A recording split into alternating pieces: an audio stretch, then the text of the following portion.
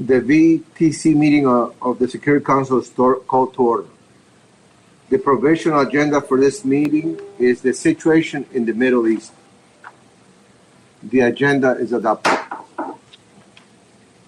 In accordance with Rule 37 of the Council's Provisional Rules of Procedure, I invite the representative of Yemen to participate in this meeting. It is so decided. In accordance with Rule 39 of the Council's Provisional Rules of Procedure, I invite the following briefers to participate in this meeting. Mr. Martin Griffith, Special Envoy of the Secretary General for Yemen, and Mr. Mark Lowcock, Undersecretary General for Humanitarian Affairs and Emergency Relief Coordinator. It is so decided. The Security Council will now begin its consideration of item 2 of the agenda, and I give the floor to Mr. Martin Griffith. Mr. Griffith, you have the floor. Thank you very much, Mr. President, and thank you to the members of the Council for this opportunity to brief you. An opportunity has emerged to bring peace to Yemen. This opportunity has come as the country faces some of its toughest days. Military escalations have continued on several fronts for 3 months. The arrival of the COVID-19 pandemic to Yemen threatens to bring deeper and more widespread suffering to the people. And there cannot be a more timely moment for the two parties to commit to silencing the guns and ending the conflict through a peaceful political solution. The threat of COVID-19 has galvanized the effort towards peace among Yemenis as well as the international community. On the 25th of March, the United Nations Secretary General made an urgent appeal for an immediate end to hostilities in Yemen and for the parties to focus on reaching a negotiated political settlement and doing everything possible to counter COVID-19. The government of Yemen immediately welcomed the call of the UN Secretary General, as did the leadership of Ansar Allah. In addition, there was an outpouring of support from other Yemeni political leaders and civil society, including from women and youth. And I indeed have been struck by how consistent and clear the message has come across over the past several weeks from people across Yemen. They want this war to end, and they want their leaders to agree to resolve their differences through dialogue and negotiation. And to take but one example, I recently met with the Yemeni Women's Technical Advisory Group, who have a role of advising, supporting, and guiding my mission. And they were insistent to me that the war must indeed stop now, and they highlighted as possible dividends the importance of agreeing on humanitarian measures as a result, particularly on improving freedom of movement and on releasing those detained in the war. On 8th of April, the Saudi-led coalition announced a unilateral ceasefire for an initial period of 2 weeks. The explicit aim of this ceasefire was and is to create a conducive environment for the success of UN-led efforts, those efforts signalled by our Secretary General. I want to express my gratitude to the coalition and the leadership of His Royal Highness Prince Mohammed bin Salman for this positive initiative. It's a clear sign of commitment to a peaceful political solution to the conflict and indeed to supporting the efforts of the United Nations to that end in Yemen. The international community has also been vocal in its support. There have been many governments in the region, and indeed beyond, who have helped behind the scenes in this period with timely and important advocacy to support our efforts. And I'm also grateful, Mr. President, to this Council for your continued support for the UN's efforts to put an end to this conflict. Mr. President, all eyes are now on the parties to the conflict. This is the time for hard decisions. None of us should underestimate the demands that are placed upon the leadership of both parties. The decisions now needed from both the two parties are of existential importance for the future of their country. And I know that both the Governor of Yemen and indeed Ansarallah want to end this conflict on the basis, naturally, of a fair and just peace. I'm grateful to them for that, and I know from all my meetings with President Hadi over the 2 years that I've had the privilege in this assignment that his focus is always on what is best for the future of the country. Following the call of the Secretary-General, I presented proposals to the two parties. The first on a nationwide ceasefire agreement, the second on key humanitarian and economic measures, which may include releases of prisoners and detainees, opening Sana'a International Airport, paying civil servant salaries, opening access roads, and ensuring the entry of ships carrying essential commodities into Hodeidah ports, all these measures will help directly and indirectly in the fight against COVID-19. And my third proposal provides for the urgent resumption of the political process. Over the past 2 weeks or more since then, I have been in constant negotiations with the parties on the texts of these agreements, on the detail, on the wording of these agreements. We expect them to agree on and formally adopt these agreements in the immediate future. The pace of these negotiations, Mr. President, has not indeed been impeded by the need to conduct them virtually.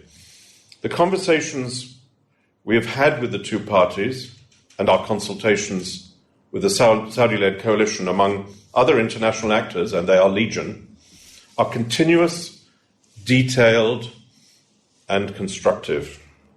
I can report that we're making very good progress.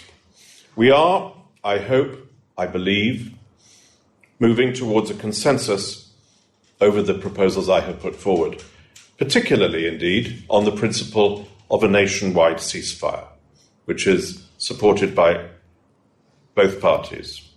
And we are redoubling our efforts to bridge the outstanding differences in the text and in the proposals between the parties before we convene them at a meeting where, because it will be virtual, these agreements will be tabled, confirmed, I hope, and published.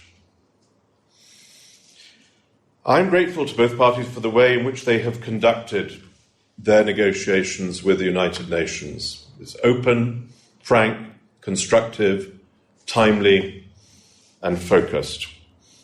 In my discussions with Mr. Abdul Malik al-Houthi, he has always communicated his desire to end this war. In addition, there is no doubt that the diplomatic consensus, which is very tangible in the context of Yemen and on this particular process, and has been ably catalyzed and guided by the interventions of the United Nations Secretary-General, is playing a crucial, I would say, central role in pushing all of us and both parties towards what we hope will be a successful conclusion in the near term. Mr. President, lamentably, however, military activities continue on a number of fronts, despite the many calls from Yemenis and the international community and this Council for it to stop. I fear this war will continue until we get an agreement on our proposals, which include, of course, that nationwide ceasefire. Marib, the governorate of Marib, to the east of Sana'a, remains the centre of gravity of this war, yet it is not the only theatre. And the sooner we can stop the fighting, the better.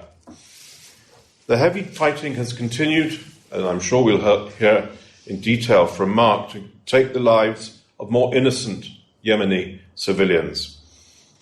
I would also like to call the Council's attention to the senseless attack on the women's section of the central prison in Taiz city on the 5th of April, which killed and injured many, including women and children. And I, along with many Yemenis and United Nations officials, condemned this horrific attack underlining yet again, and not for the first time, that all civilians and civilian objects, including prisons and prisoners, must be protected under international humanitarian law. In Hodeidah, ceasefire violations continue on a daily basis at the same level as during my last briefing. Following the deeply regrettable shooting and serious injury of a Government of Yemen liaison officer by a sniper, the Redeployment Coordination Committee and the joint mechanisms to implement the Hodeidah Agreement have in effect ceased to function. And as we're all striving to maintain stability in Hodeidah and achieve in parallel and as reinforcement a nationwide ceasefire, which is now in prospect, it is important, indeed it is essential, that the parties resume the work of that Redeployment Coordination Committee and the joint mechanisms that underpin it. And I know that my colleague, General Guha, the head of the UN mission for the Hodeidah Agreement, is continuing his efforts in Yemen to engage with the parties to prevent any deterioration of the situation or a spillover of the escalation from other areas. Mr. President, the threat of COVID-19 in Yemen, obviously and evidently and without equivocation, requires all our attention and resources. Yemen cannot face two fronts at the same time, a war and a pandemic. And the new battle that Yemen faces in confronting the virus will be all-consuming. I know that my colleagues under Mark's leadership and in Yemen under Lise Grandi have this in prospect, and it is a prospect which frightens us. We can do no less on our side then to stop this war and to turn all our attentions to this new threat. And we've heard the calls since we last met from Yemenis across the country asking all of us to make the virus the priority. I know that the leaders of both parties, as well as those in the region, understand this as well as anyone. Thank you very much, Mr. President. Thank you, Martin, for your briefing. I now give the floor to Mr. Mark Lowcock. Thank you very much, Mr. President. On 10 April, the government of Yemen confirmed the first case of COVID-19 in the country. You've just heard from Martin how the threat of COVID-19 must galvanize the political process despite the challenges. We need a similar sense of urgency for the humanitarian crisis.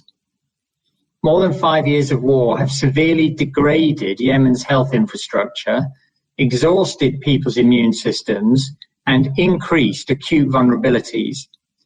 As a result, epidemiologists warn that COVID-19 in Yemen could spread faster, more widely, and with deadlier consequences than in many other countries. We are, in other words, running out of time.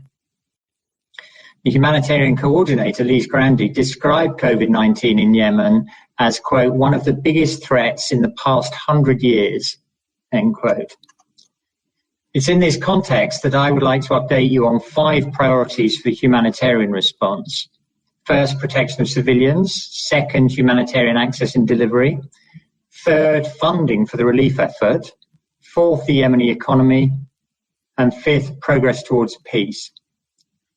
COVID-19 affects all of those issues. First, protection of civilians. In the first quarter of this year, civilian casualties have risen every month, with more than 500 people killed or injured. 1 in every 3 civilian casualties has been a child. In Al-Jaf, where hostilities escalated in mid-January, that rate is now 1 in 2. Despite calls for a ceasefire, hostilities have persisted in many areas, mainly in Marib, Al-Jaf, Al-Baida and Taiz, with deadly consequences for civilians.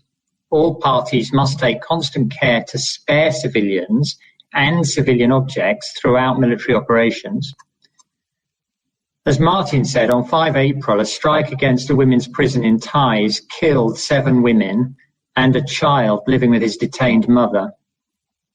Another 26 women were injured. Since January, at least 60,000 people have fled conflict in Al-Jaf and neighbouring areas. Most of them have arrived in Marib, where more than 800,000 displaced people have sought refuge since 2016. If conflict expands deeper into Marib, and everything must be done to avoid that, more than 1 million people could suddenly be on the move. So I welcome the recent moves towards a nationwide ceasefire, including the coalition's declaration last week. I urge all parties to join this effort, which is urgently needed not just to give Yemen a fighting chance against COVID-19, but to relieve the disproportionate burden of the war on civilians. Mr. President, the second issue is humanitarian access, which is both a requirement of international humanitarian law and essential if we're to continue assisting millions of people. We're working with all stakeholders to take precautions to reduce the risk of COVID-19 while maintaining life-saving assistance. These precautions are not slowing down aid operations in a major way. But it is regrettable that other restrictions imposed on staff and cargo movements, mostly in the north, continue to constrain our ability to maintain the high levels of aid that Yemenis need. There are problems in government-held areas as well, including bureaucratic impediments and insecurity. Humanitarian organisations are still waiting for government officials to approve 43 projects that would assist 2.3 million people. Many of these requests have been pending for months. Several organisations in the south have also experienced serious challenges in implementing approved projects in the last few weeks. We appreciate the government's stated commitment to resolve these issues. In the north, access challenges remain severe. Ansar Allah authorities have taken several steps to improve the operating environment for aid agencies, but progress is not moving fast enough. Restrictions in northern Yemen are so onerous that humanitarian agencies are being forced to calibrate programs and delivery to levels where they can manage the risks associated with such a non-permissive environment. Although Ansar Allah authorities have approved 13 aid projects since early March, agencies still have 92 requests pending, including 40 that have been waiting for months to get started. Local officials still arbitrarily refuse missions, and humanitarian staff continue to experience severe movement restrictions in the field, including in the past few days. Staff are subjected to long delays at checkpoints, even when paperwork is in order. In a particularly serious event, which has not yet been resolved, UN international staff in some locations have been prevented from moving from field hubs to Sana'a. This is unacceptable. And on a separate note, there has been no progress in accessing the Safa oil tanker. Every day we're working with the authorities to address these challenges. There are positive steps. The waiver of a levy on humanitarian projects remains in place, and a principal governing framework for the work of NGOs has been agreed. After months of negotiations, there's finally confirmation from the authorities that the World Food Programme's long-planned biometric registration exercise can start. And despite all the challenges to maintain principled aid delivery, I want to remind everyone that the humanitarian operation remains a lifeline for millions of Yemenis. Every month, we are still helping more than 13 million people across the country. Last year, humanitarian agencies supported 3,100 health facilities and conducted 17 million medical consultations. We enabled access to clean water and sanitation for more than 11 million people and treated nearly 1 million acutely malnourished children. Nearly 12 million people received food assistance every month. These are the kinds of broad-based programs that are essential to help Yemenis keep healthy and defend themselves against COVID-19. But, Mr. President, we need money to pay for these programs. That brings me to my third point, funding for the aid operation. Of the UN's 41 major programs, 31 will start closing down in the next few weeks if we cannot secure additional funds. This means we will have to start eliminating many of the activities that may offer Yemenis their best chance to avoid COVID-19. UNICEF will have to stop immediate assistance for families displaced by conflict or natural disasters.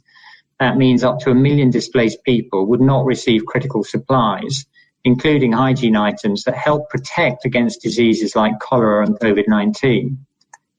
Nutrition programs will also be cut, affecting 260,000 severely malnourished children and 2 million more children with moderate malnutrition. These children's immune systems will be weakened, making them much more vulnerable to COVID-19, cholera, and other diseases. People who do fall sick are likely to find fewer clinics to help them. WHO estimates that 80% of health services provided through the response could stop at the end of April. That could mean disbanding local health teams that have been essential in detecting and containing past disease outbreaks. We need these teams more than ever, not just to keep on top of COVID-19, but to contain a growing risk that cholera will rebound as the rainy season starts. The humanitarian community, UN agencies, international NGOs and others are unanimous in our position that the world's largest aid operation cannot afford extended cuts during this unprecedented emergency. UN agencies estimate they need more than $900 million to carry them through July. So I want to thank the Kingdom of Saudi Arabia for their pledge last week of $500 million for the UN-led response and $25 million for COVID-19 activities. The pledge alone, of course, does not solve the problem, but we hope these funds will be quickly dispersed on similar terms as past years, which reflect global best practices in humanitarian donorship, so that the programs I've described can continue. I also want to acknowledge the concerns donors have expressed over restrictions on humanitarian aid, particularly in the north. As I've said, we share these concerns and we continue to work tirelessly to address them. There has been some progress, but more is needed. We understand that all humanitarian funding is provided on a voluntary basis, and many countries are facing economic downturns at home. I want again to thank all our donors for their support. At the same time, we must all acknowledge the extraordinary threat Yemen is facing. So far, we've received about $800 million in pledges and contributions for the response this year. At this time last year, the equivalent figure was more than 3 times higher, about $2.6 billion. So I'm urging all donors to pledge generously now and immediately release at least enough money to cover response operations through July. For operations beyond July, we understand that some donors may choose to disperse the remainder of their pledges only after observing future developments. Despite conditions on the ground and the real threat to our staff's safety and health, we are staying and delivering. Some international staff were rotated outside Yemen when the airport was closed several weeks ago. The rest remain in country and are working with their Yemeni colleagues to deliver critical aid programs during this difficult time. We have enough staff in the country to deliver critical programs. What we don't have is the money. Mr. President, the fourth issue is the economy. Yemen imports nearly everything. Commercial cargo is still entering the country despite increased scrutiny to reduce the risk of COVID-19. In March, commercial food and fuel imports into Hodeidah and Salif fell by 9%. That is a matter of concern, but the reduction is within normal fluctuations. Longer-term economic prospects are more alarming. Imports have to be purchased in hard currency, which means the government needs foreign exchange to finance them. And to afford those imports, people need the Yemeni rial to maintain a reasonable exchange rate. The impact of COVID-19 on the global economy will make this more difficult. Oil prices have fallen. Because the government depends on oil as a main source of revenue, officials may soon find it much harder to finance imports, to pay civil servant salaries, or to support the exchange rate. Rapid, uncontrolled currency depreciation was a key factor in bringing Yemen to the brink of widespread famine 18 months ago. The World Bank warns that a similar risk of currency collapse persists today. In the past, remittances have served as a last defense for millions of vulnerable families. Economists estimate that Yemenis abroad send home more than $3 billion a year, making remittances the largest source of hard currency in local markets. But COVID-19 is affecting the economies where expatriate Yemenis work. A group of Yemeni economists and private sector leaders recently projected that remittances could drop by as much as 70% in the coming months. This would place us in uncharted territory. We need bold action to stabilize the economy before it's too late. This should include regular foreign exchange injections that have proved effective in the past, as well as doing whatever we can to increase quantities of affordable food and other consumer goods in markets across Yemen right now. Mr. President, my final point is progress towards peace. Martin has briefed you on that. Millions of Yemenis have suffered through years of war and deprivation. COVID-19 is presenting a unique opportunity to reinvigorate the political process and move towards peace. It is, though, also promising severe repercussions if that does not happen. Thank you, Mr. President. Thank you, Mark, for your briefing. This concludes the live broadcast portion of the meeting.